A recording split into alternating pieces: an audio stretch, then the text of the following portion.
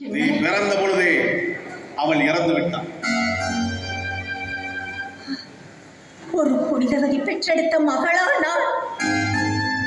அப்படியானால் இங்கு நான் எப்படி வந்தேன்? நீ பிறக்கும் பொழுதே உன் தாய் மன்னரிடம் ஒரு வரம் கேட்டான். என்னவென்று தெரியுமா? தேவதாசிகளின் சுவடே அறியாமல் உன்னை வளர்க்க வேண்டும் என்று வரம் கொடுத்த மன்னர் உன்னை என் கரங்களில் ஒப்படைத்தார். குழந்தை இல்லாத காளிங்கராயர் வசம் உன்னை ஒப்படைத்ததே நான் தான். அப்படியானால் எனது தந்தை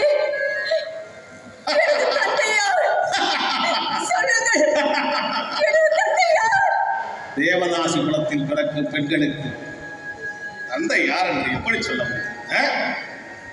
ஐயோ ஐயோ,